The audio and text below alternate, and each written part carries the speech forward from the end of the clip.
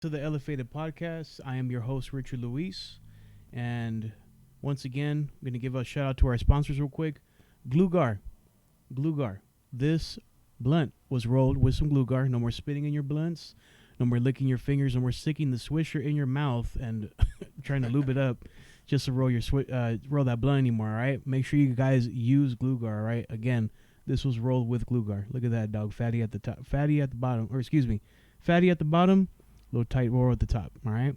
And once again, we have R&R Clothing. Thank you again to the homie Antidote 909. Big shout out to them for sponsoring the Stoner System Network and for, keeping our projects going. So thank you guys both, Glugar and R&R Clothing, for sponsoring this podcast and the podcast on the Stoner System Network.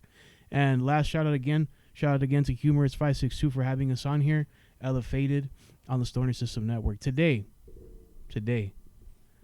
we have a very close friend of mine.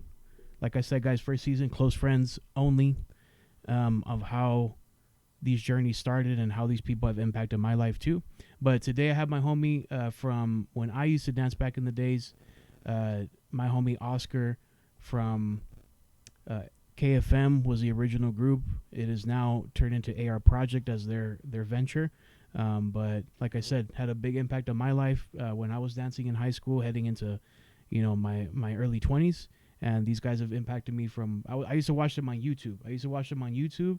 I ended up getting in contact with them because they were in the same city. I grew up in Bell, they were in Cudahy, and that's how we were able to connect together and talk to each other. So thank you, fucking Oscar, for coming up here and talking to us. No, thank you, bro, for having me over. Of course. We've always been tight and close. Yep. Since, like high school times. Yeah. Since I when graduated 2009, but you graduated, I think, 2012. 2012. Yep. So you were coming out of we went to Bell together, which is crazy. I remember that today, but he was already graduating when I was coming in.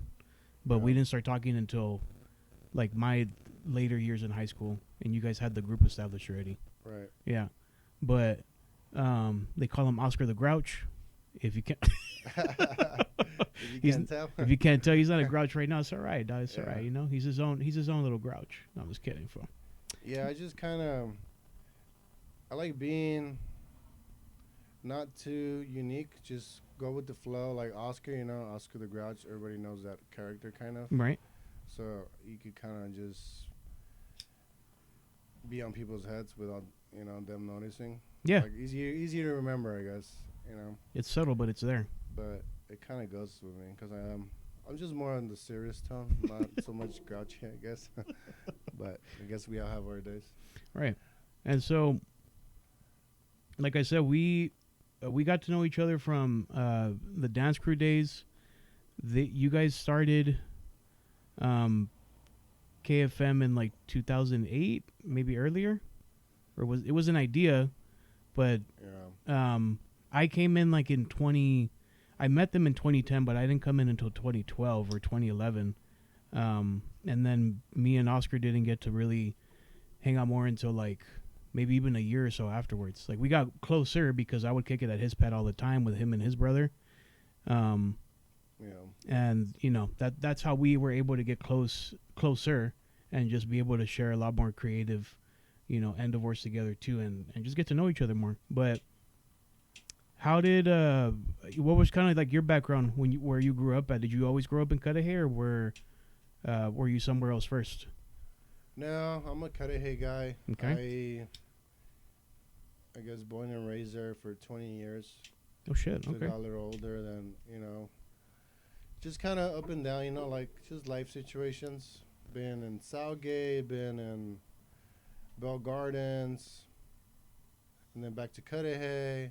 Just a lot of back and forth. Mm-hmm.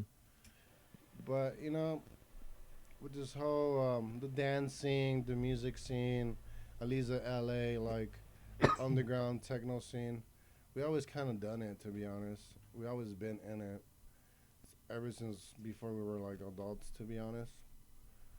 I kind of have a bad memory, but I go everything based off my graduation. Okay.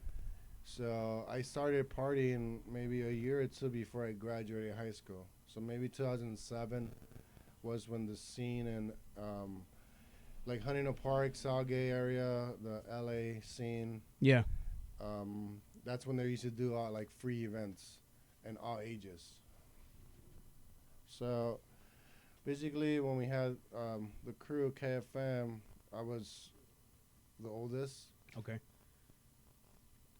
So I was the one that would drive everyone, pick them up, drop them off.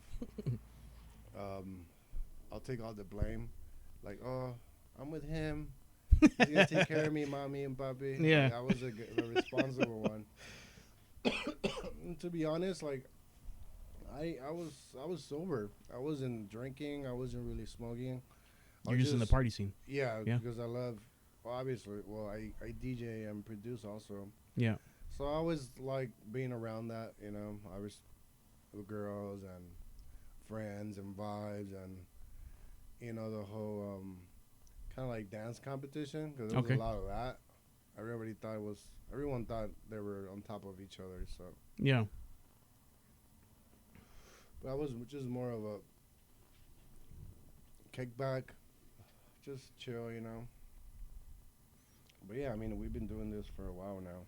And then just to kind of go like back further in like your upbringing, right? Because I know a lot of you and the members grew up in like the same. Didn't you guys live in like the same tract homes too? Like at some point. Yeah, I mean, And your dad would throw parties too, though, right? yeah. So all of us, the way we met was we were all neighbors. Yeah. Basically, houses down, right?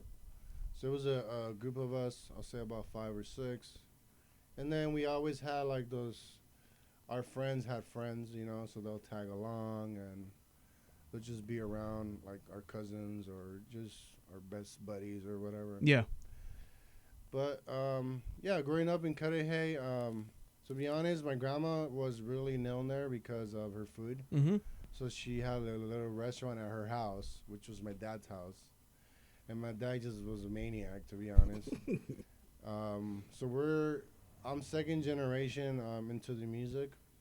My father used to be in a band, like Oh a shit. banda, Okay. I guess. Or a grupo, I don't know what you really want to consider it, but he would sing. And my uncle was a guitar player. So I always been around music. Every Okay. weekend there was like a party or some kind of session going on of just music and then combination with the food. So it was kind of like a restaurant every weekend, And there's family around. Always family around, Yeah. or even people from around the city will come to the house. They want to eat in there. They will. And yeah, and growing up there, I had a group of friends. It was either that, to be honest, or like everyone was a gangbanger. Everyone was just like quote unquote down with the hood, right, or whatever. But we just kind of chose not to be like that. Yeah.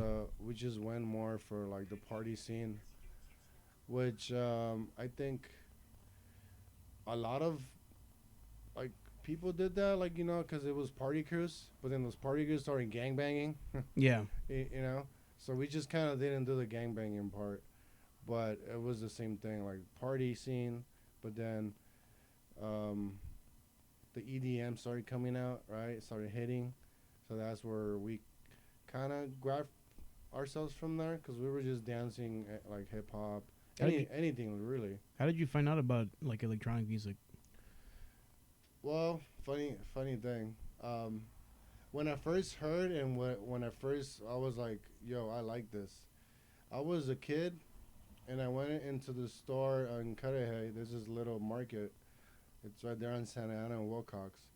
So I go in there, and then there's like this, like a pop, Spanish, like, transmix on the radio. Like Okay. like the 90s, early 2000s. It's called Eurodance, but it's just like dance music. All the with the good vocals and stuff. So Okay. it was a mix of that, but it was into like a DJ set. Oh. And Okay. it was just through the radio, and I'm just walking in, and I first hear it, I'm like, oh, like what's this? Like, because I always been around music, like with my dad. Yeah. But when I first heard it, I was like, yo, this is like, it's happy. Like, it's not. To be honest, I when I was a little before I graduated high school, Mm-hmm. I stopped hearing music with lyrics. Okay, So you I started listening to instrumentals and stuff. just no vocals. Yeah, Just instrumentals, and then when mixes. EDM hit, it was perfect because that's what it is, kind Yep. of. So I forgot about the lyrics because I saw like how it would affect my own dad. Like he liked music so much, but it would get him really sad and depressed. Yeah. So I was like, no, I can't do that. Like I can't be like that. Okay.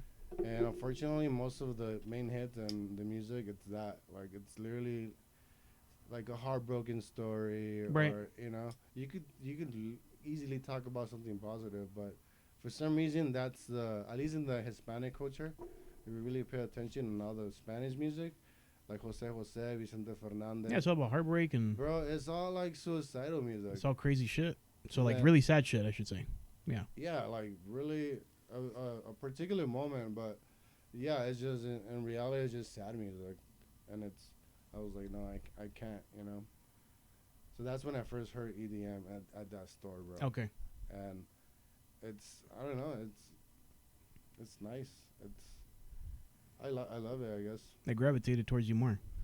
Yeah, because of the feeling it gave me. Yeah. Just and when I first heard it, it was like Spanish, like a DJ mix.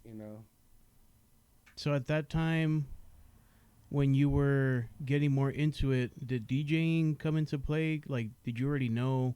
Did you see somebody who was mixing, or how did that kind of get into it? Did you get more inspired of like, I want to make this kind of music, so I want to learn how to DJ, or how did that kind of get involved with you? Yeah, I think it's like in school, everyone wanted to be a DJ, Okay. or everyone was trying to, or something. So then, because I feel like EDM wasn't as popular as before, so I kind of felt it coming. So as it was coming, like at least in my school, like the guys I hang around with, everybody had just sharing music and like, oh, Okay. I got this, or what do you have? Or let's say I have a Richard Lewis song, like, oh, I got this remix. You know Yeah. what I mean? So it's Yeah. like, it was, I guess that's kind of like what made me just, ride the wave. Just, it's kind of, you don't realize it, but everyone's kind of doing what you want to do, Right. right? But In that circle that you were in. yeah, Yeah. somehow. So the energy was there, and then it was always about like just being cool, or it was a certain style where it was like a scene boy mullet, like fucking members only jackets, or Yeah. like those Sperry's, those I call them grandpa shoes, like. So I kind of just copy that from them, and like, it was. I think it was pretty cool. Like, at least, like musically wise in school, hated school, but the music wise or like the friends, it was nice. Yeah. I mean, that's what you get from being in like a social environment. Like, I honestly look at school now as a social environment. Like, yes, you're there to learn, and that's, you're put in school, but you can look at it a different way and just be like, well, all my friends are here, and like, fuck class. I'm here to just kick it with my homies and share music, and we're like liking the same shit. And usually it's school where you end up meeting people. You could end up Yeah. meeting with them outside of school afterwards once you get to know them. But I think it's cool that you found a group to do that with. Because when I was in school, like in very short, there wasn't a group like that. We did follow the scene with you guys, but it was all about the partying. It wasn't about music. And I think I needed more of the music side than I did the partying side. I've still partied, but You were in the football team, no? I was in the football team. They weren't really into, it's comparing playing football to like wanting to do music is two completely different things. Yeah. So I was just able to look at it in other outlets like YouTube, like how I came across you guys. So that's where Okay. those creative groups kind of came into play. But yeah. So that's why I feel like, yeah, it's a good way to find friends and shit to still be in the circle with. So I think that's cool. And did you guys, so kind of jumping into, where your neighbors and your neighbors' friends or like other buddies that you get to meet finding out that you guys also enjoyed the same music together. How did the dancing thing get incorporated? So it was something that we always kind of just did, to be honest. Yeah. Like, it's not like I schedule it like an event. It was just, it kind of always just been there, to be honest. Okay, cool. But again, like it goes back to like group of friends. We weren't like gangbangers. We weren't like street guys. We weren't, we just would play sports or like, and the dancing part was just kind of just like that. Mm-hmm. Like it wasn't, we didn't really think about it. Because like every Saturday would just be at the house, or like at my house, would just bump it, because they're like, no one's parents will really like fucking loud ass music, but we didn't give a shit. Yeah. Where we were at, would just do it because mom was not there. Yeah. I was the one taking care of the house, but I just, but so it's just kind of been there, to be honest, and well, party like the attention of, like dancing or Mhm. like popularity or and then along the way, well, we met people, different types of artists, I guess, not just dancing, but now more into like the technical side Yeah. of everything, and yeah, it's just all like what we're doing now is not anything different since Just the types you guys started. It was just always there. yeah, it was just kind of made it official, I guess. What when you guys got to get not a crew together, but you basically had a circle of friends who did the same shit or had other interests that were correlating with the same shit you guys were doing. When did you guys? Because I thought it was a great moment because I didn't know anybody in our neighborhood who were recording videos or like doing videos to upload to YouTube. Because you guys, when did you guys first upload to YouTube? To be honest, I don't remember. You don't remember? Yeah. Okay. Especially because I think that account got deleted somehow. Yeah. But I was more just of the music guy. Yeah. So there was other people that would be on the technical side. Yeah. I was just again like the music, the tracks, like the Yeah, you were still a part of it though. But I don't remember when was the first When it- video, yeah. I'll be lying. Would you feel like when you were in high school, sir, or were you already out of high school where you guys? I was still in high school, so Okay. it must have been, let's say, 2005, Shit. 6. I'll say for sure, like really early, Okay. because it's again like, so something you just do like normally. It's just like, I guess lost in the trends of like, because we always done it. Yeah. So I'll probably say 2005 or maybe earlier. So you want to hear something tripping? Mm. So YouTube, this is a crazy part, guys, where I kind of fanboy off of it because I thought it was dope. This is a crazy moment in life. YouTube was founded in 2005. So that means when you Okay. guys were already recording, I think you guys were on the very first jump of like basically being on that kind of platform. it's been really early. Yeah. And now that you mention it, I think it's YouTube was just like, Just started, basically. yeah. And you guys are already Launch. uploading vids and stuff like that, which is fucking dope. That's cool, bro. Yeah. I mean, it could have been better if that file was, that YouTube file. Yeah, no, I know. Yeah. But shit happens, I guess. Yeah. But you guys still did it, which is a good thing. Yeah. You have the experience. And so around that time, did you already end up getting your setup as a DJ? Like what was the first gear that you got for you to just start mixing and shit? First gear was virtual DJ. I think That's crazy. DJ program. And we I see we because I got it from a friend, and then we all shared it, and Yeah. then so everyone had it. It was kind of that and the AUX, just to like have it on the speakers, I Yeah. guess.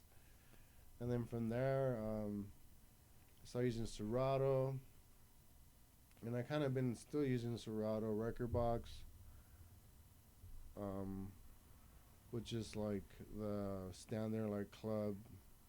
Okay. That's what everyone uses. Gotcha. So like the CDJs run on that, so everyone just, I mean, they all use different stuff. Right. If you want to get all like fancy, and they literally bring in like different pieces of equipment. They use maybe tractor, like a different um, just system, you know. Okay. But the standard thing, if you just bring in USB, is a record box. Okay. Gotcha. So that's, I guess, for now. And then as you guys were getting more, because you gained more of a reach once you start putting things out on like a platform where everybody can see it at, right? Yeah. So around, I wouldn't say what time, but once you guys were gaining that that popularity, right? The things or opportunities open up for you, like to go DJ at different parties. Like, did you get to meet more people because of that? Is what I'm asking. Yeah. Well, there's always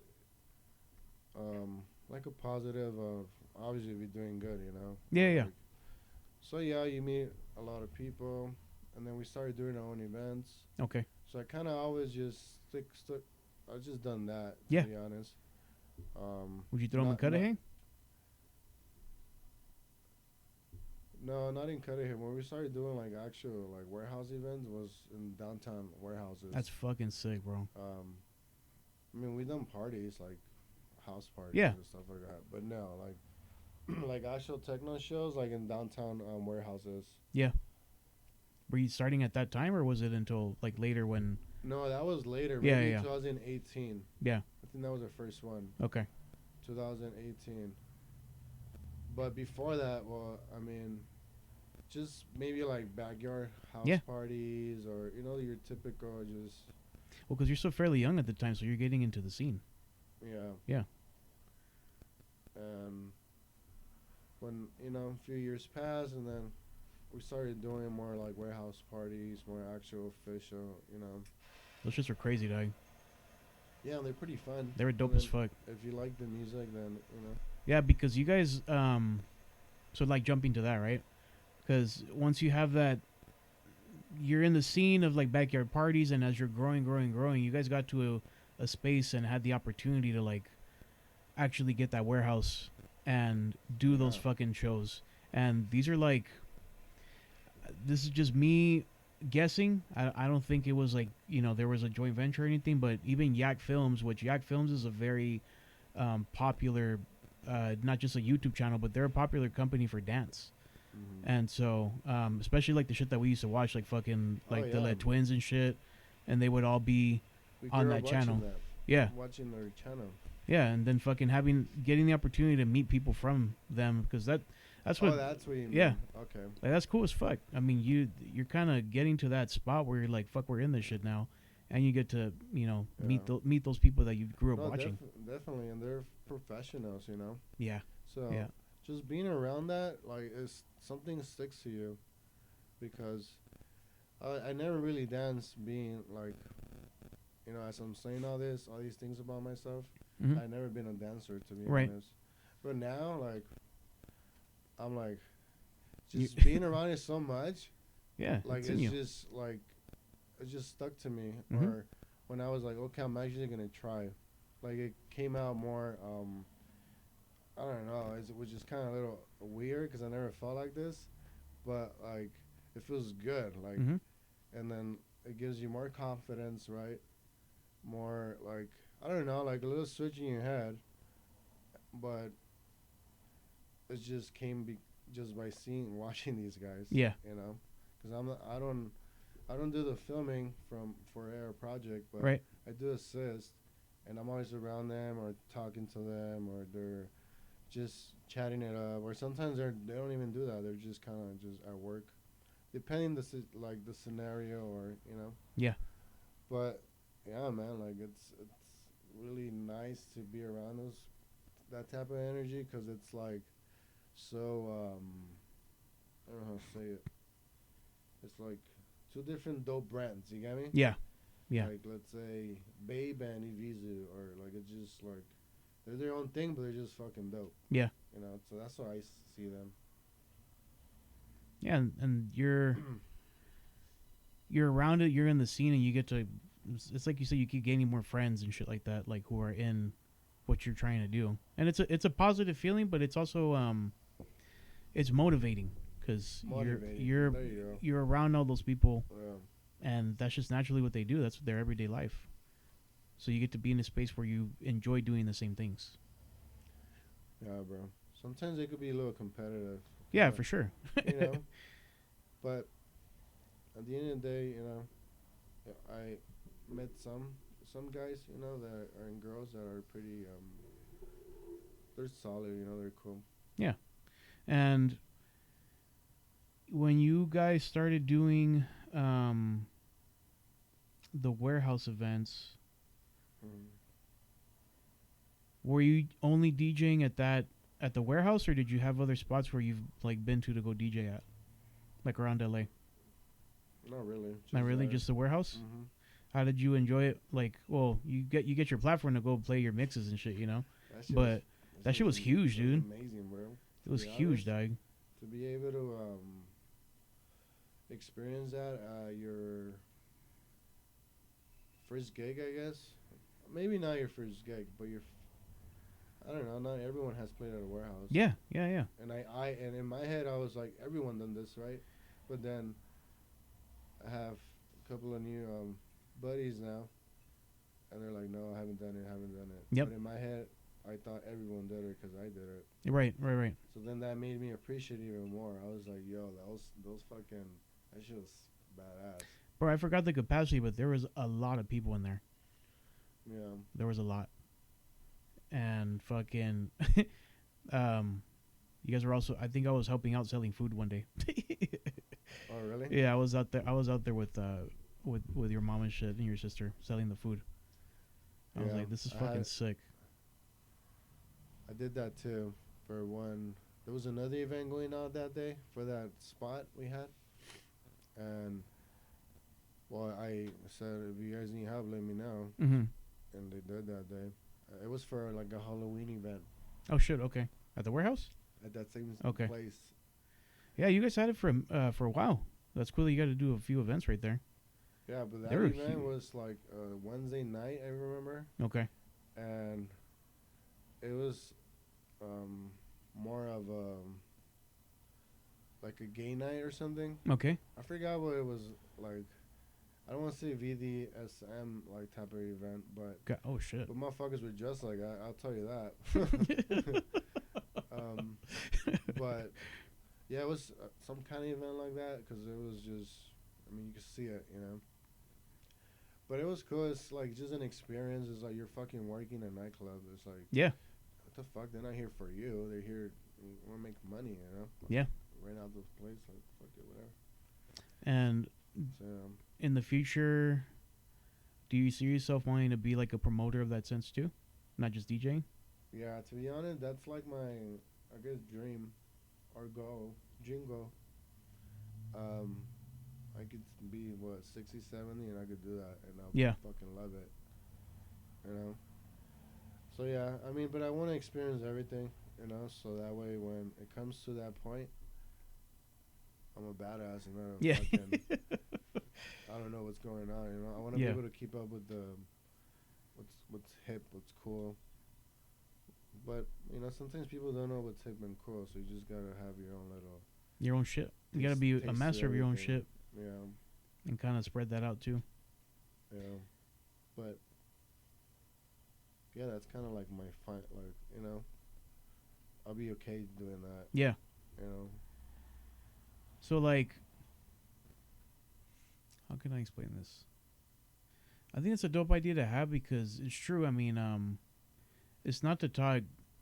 I'm not talking no mess about any business. If you run a business, it's already hard, and to compete and to keep up with trends, especially nowadays, it's very difficult. Um, I would say that there are a lot of businesses, but in this case, I would say like venues or bars that are very have tried sticking with what they've always done because it has worked, but now it's getting to the point where some places go out of business now, and it's solely because they're not keeping up with a trend. So, and I that's think it's a must. yeah. You know, In that sense, like, have you understood that maybe not studying the marketing, but like studying trends is just something you're gonna have to keep doing, and as far as like to keep a business like that going? Like, do you don't see a pain point in that, or do you see that as a great opportunity? The fact that you get to still be on your toes. I feel like it's just what it is. You know, Mm-hmm. for everyone. Let's say someone 10 years ago thinking like this. I guess it's still the same thing in a way because everything's moving, everything's changing, nothing stays still. So it's like you're fool to think that just because you're getting older, that, like things are not getting older. Yeah. Which maybe not older, but they're different. Yeah. Which is kind of the same thing. So I feel like if you're just stubborn and like naive about like opportunities, because it could be an opportunity, or you could be this classy ass. I'm like this, but it takes a lot to be like that. You know? Yeah. We gotta Which be you could, but if your background is not known, like from a wealthy family or something, like your business is gonna in a tank. take maybe a generation, or maybe you might even not even do it. You know? Yeah. Like if you want to be that um, egotistic and be, and if you a little trendy, you're more open and whatever is popular right now, you have that music there or whatever is like, it's gonna bring you, because it's popular, you know, Yeah. or trendy, or you know. I think that's why I've also wouldn't say had a hard time, but because I reach out to bars or to different venues and shit like that just to do something small, but I feel like it's difficult when you try to. I'm not telling somebody how to run their business or anything, but when you try to make them see maybe a different opportunity, it gets difficult, and I see that like firsthand. Oh really? Yeah, it gets pretty difficult, but it's with the understanding too that if it's gonna bring them business, and I totally understand that. Wow. But I feel like there have been venues that or bars that don't get reoccurring or consistent, cash flow day. Yeah. And so maybe bringing in a different opportunity to like, oh, okay, they won't bring me like maybe 300 people or whatever, but they can bring me a good number of people to get like this cash flow day going. And I always try to tell different venues or different even promoters who are reaching out, always think about the other side. Yeah. Think about which try to be more empathetic and understandable about it, and maybe they can give you those opportunities to be open and be like, all right, come through, like let's see what we could do. I feel like it's been working lately, but yeah, it's hard, man. It's hard to keep up with trends like that, and I think that's dope that you understand that and you still want to do it because it's tough. Yeah. But that's how much you love it. Yeah, I mean, it's just, I guess, part of the job. You Yeah. know? And are there? I know the warehouse right now it's not it's not open right now for like events like that. But do you guys plan to? When I say you guys, I know like you and your brother work a lot, obviously, Yeah. and then obviously your Yeah, definitely. and your cousin or slash uncle. Is it cousin? No, it's uncle. Uncle, yeah. Do you guys plan to book any events, maybe at the end of this year or next year to throw, or how's that looking for you guys right now? There's nothing planned. Okay. But, sometimes it's because this thing, like these type of events are just more like random sometimes. Right. You know? So it's not in the plan, but sometimes you get an opportunity, you're like, all right, let's just go. Just Yeah. go, so it's kind of more like that, to be honest. And then there is a lot of events going on now, especially now, Mm-hmm. every weekend, and it's not just one day. It's like Friday, Saturday. So it's just a lot of people not, um, it's you do an event, but even doing if you don't do it consistently, then you just kind of get lost in the wave, right? Yeah, yeah, I feel that. Until you put, the work. So maybe the first one is not gonna be as great, just because you haven't done it, or Right. or they forgot about you. Again, there's so much shit going on. Yeah. So you gotta be a little smart about it. But as of right now, I am working on my music. I've been kind of lagging it, I guess. Just going through, just being a human, I guess. Yeah, yeah, of course. But I'm always doing something. To be honest, kind of stopped downloading and working on beats. Sorry, You're good. but I've been writing a lot of lyrics, to be honest. Okay. And it's something I haven't, I guess, counted on or was thinking about doing it. But I had jobs where I had to drive an hour away. So because of those drives, I started just thinking about shit in my head would come out, and I was still writing on my phone. Oh shit. Okay. So that's how it started. And this is maybe 3 years, like just now.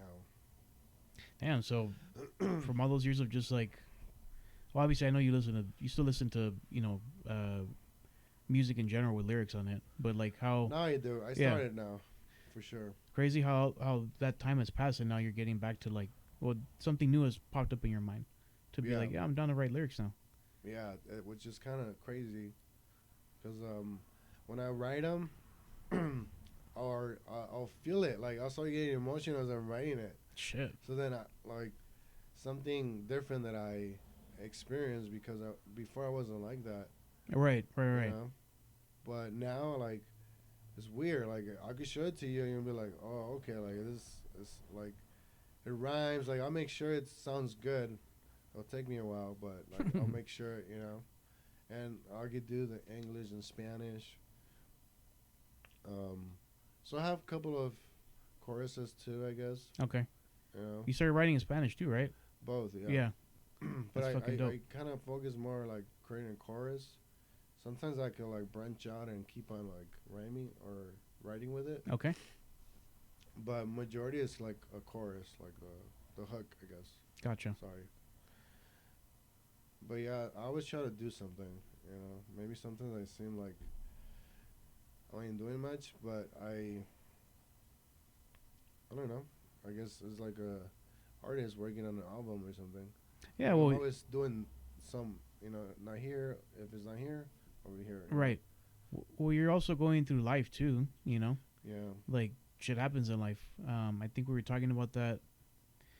Well, I mean, honestly, I've asked my last guest too the same shit because like it's the human experience at the end of the day that you're going through, Oh. and art or music or anything like a passion happens to come along while you're living through life, or things are happening with family. Like shit happens to where you can't really. It's not that you can't work on what you like to do, but it's you're prioritizing things that are happening right now. You get to put things on the opportunity to put things on a back burner, and to Yeah. get back to it and come back with the new mind Yeah. and like new experiences too. Which, yeah, man, that's. And how do you kind of deal with stuff like that? Like, what are things that have helped you get to a point to understand that you understand it's just like, I may not seem like I'm working on my music right now, or I'm picking up lyrics or something, but how do you balance life with like your passions? Um. But sometimes you just kind of go with the flow. But I mean, we all know when we're messing up, or you shouldn't be doing this, you've been doing that. Like we all know that. Yeah. But I guess my release, always been music in some type of shape or form. Yeah. Um, again, like me, what helped me was I'll write it down.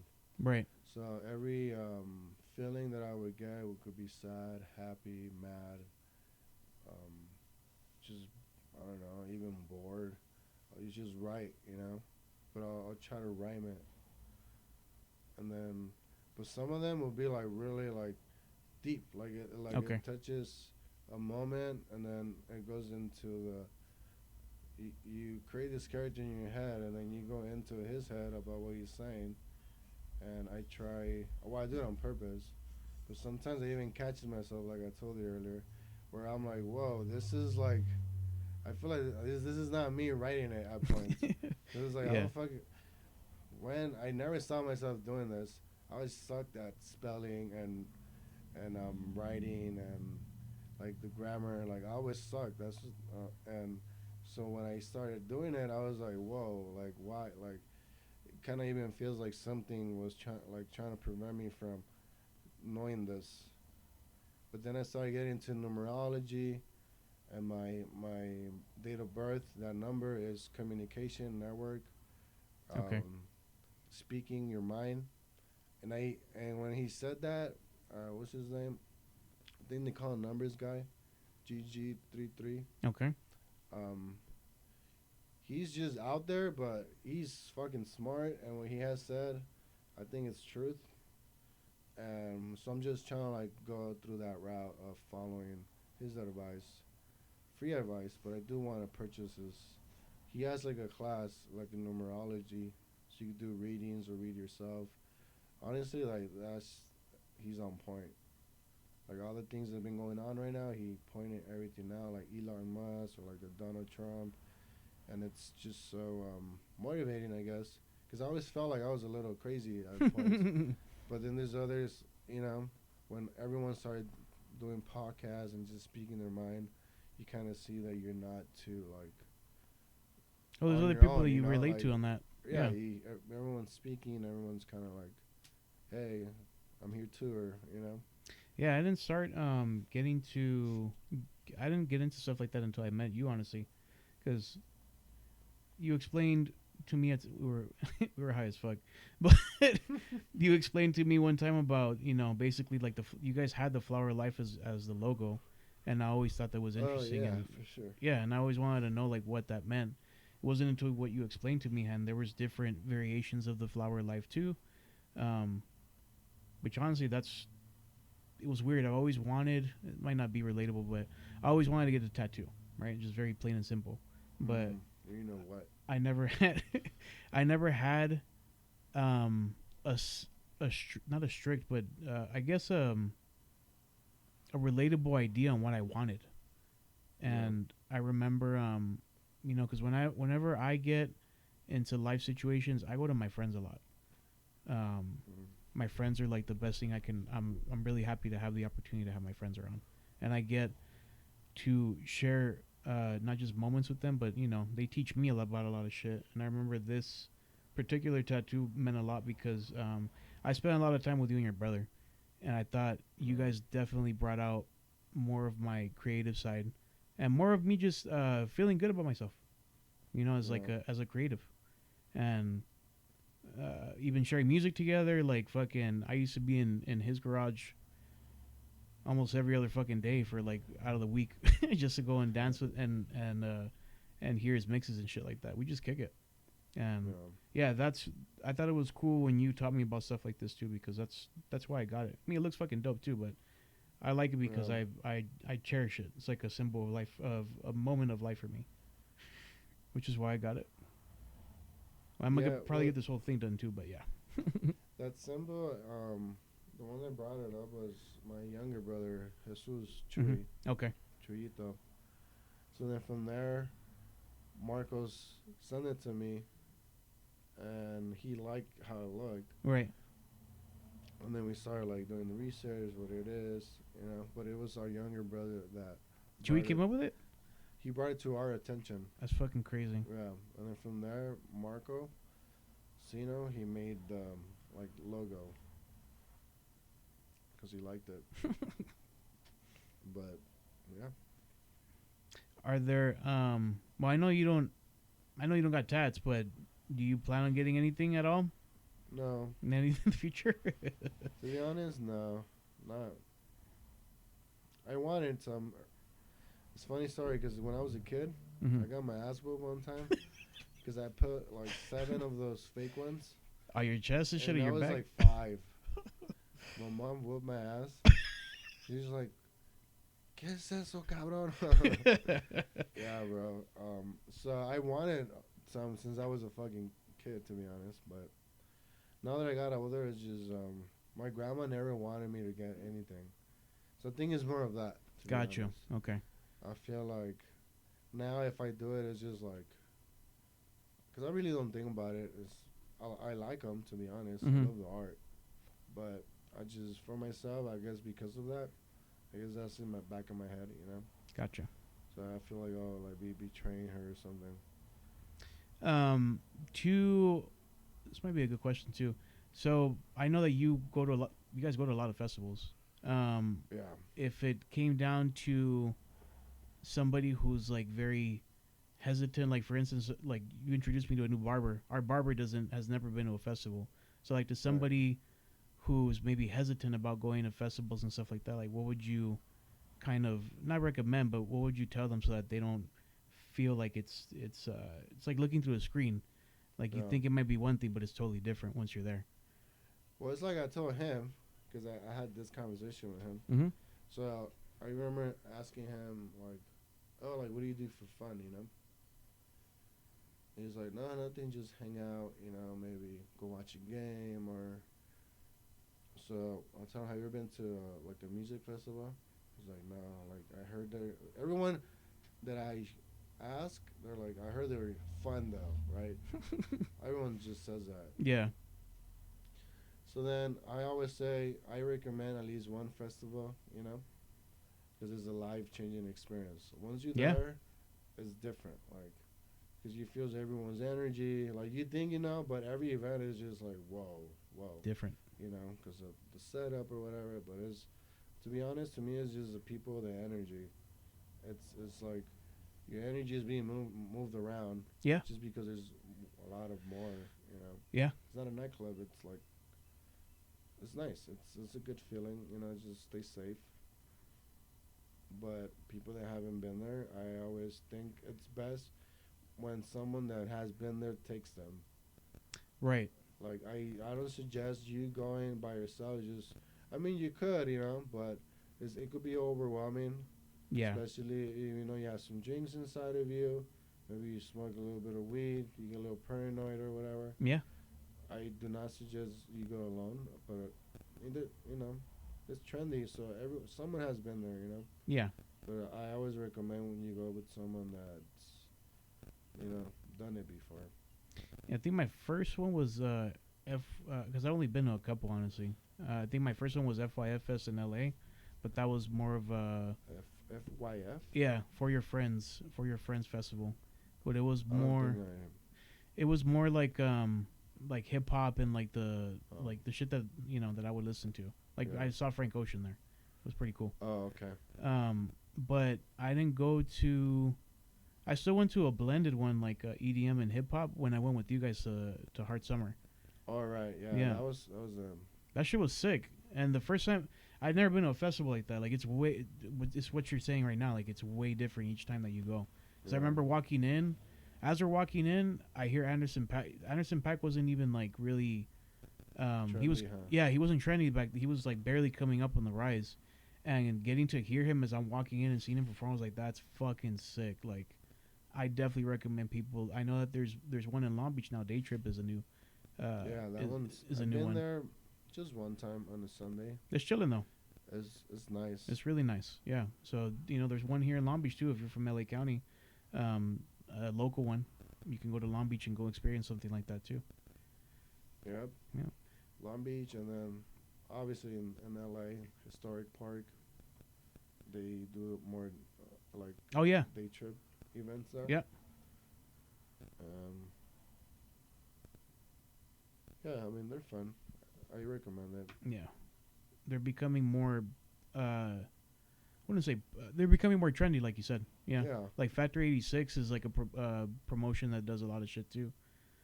That's in LA, right? I think it's 93. Or 93? Okay, Factory Factory 93. 93. There you go. Yeah. Yeah, don't take my advice. Sorry, guys. But Factory 93 is a local one that's happening too. That's having more events and shit. I didn't really start going. Yeah, that was crazy. I think most a couple of them have been with just the group that we used to talk to. Was what I'm saying. It was with you guys, and then I think I went to one with even Lewis one time. Our close friend Lewis. It was in LA. It was it was a Mumbaton party. Mumbaton? Yeah, it was fucking fuck, what was the name? I think it was Mad Descent or something like that. I forgot. Was I there? I don't think. I don't no, we didn't have you there that day, but I didn't really start doing more shit like that until I met you guys, so it's Yeah. cool. Yeah, definitely have somebody to take you to if you're interested in going to any festivals or any music stuff like that. It's pretty fun. But like I said, man, I'm happy that I got to get you up here and give your story too, because I'm looking forward to what you guys have going in the future. It's just like you said, like I didn't know until today that you wanted to be like a person who's not a promoter, but basically somebody who throws those events, and you want to keep it going until like you're at an older stage in your life. Like that's dope as fuck. Oh yeah, definitely. Especially, I mean, there's a lot of OG DJs that are still doing this shit, Yeah, and they're for sure 50 plus. You know, I don't know, maybe 60, some of them, but they're grown ass people. yeah, you my know? And they're still doing it. And I mean, what else are they gonna do? that's their life. Yeah, Yeah, that's what I'm, you know. I've been lucky to have an uncle who was in the scene too. He actually knew that fool actually knew Gargamel, the DJ that passed away. Yeah, it was, but they're all older cats. But it's cool to have shit like that too, because now I'm getting introduced to more weed events because of that. Like he does he does the Chronic LA every year. They have Oh, really? they have one over there in fuck, I forgot what side of town it is, but it's basically in LA, and they throw like a little small music thing every year. But fuck, who was there just recently? They had some comedians that I know in the game right now go over there, and a couple other music people. And I think it's cool just getting to experience that too, though. Yeah, it's crazy, dog. Yeah, that's just cool as fuck. Yeah, but Nice. yeah, bro, I'm looking forward to seeing a lot more, not just events, but I want to see where your music goes too. So I'm looking Yeah, forward to getting to definitely. see that. And like I said, guys, this first season I bring all my close friends. So these guys have a love for what they do, and have just always been around it and keep it going for themselves. You know, it's our passion, but not just music. It's just it's just the other thing that we do with our life. But thank you again, bro, for coming through. I hope you didn't get too stoned from this. I don't even fucking finish this joint right now, but shit got me high as Yeah, fuck already. Pretty up there. But guys, like I said, Glugar, please roll your blunts, roll your joints with Glugar. All right, no more spitting in them. Please do not get them all wrapped up in your fingers and fuck. I broke the first joint that I tried to roll the other time with Glugar. That shit was just stuck on my hands like this. I had to smoke a little pinner. Shout out again to R&R Clothing. Thank you again for our sponsors for, providing us the opportunities to come and still do this. You know, we're still manning behind it, Dog. You know, the man behind the plan over there, Humorous 562, still keeping it going, Dog. So thank you for having us here, bro. My goal was to get my homie Oscar to look like the Stoner System network logo. I succeeded. We're gonna probably have a picture of him with a blunt in his mouth later, like that, just to replicate it. But yeah, thank you guys again for tuning in. We appreciate you guys. Peace.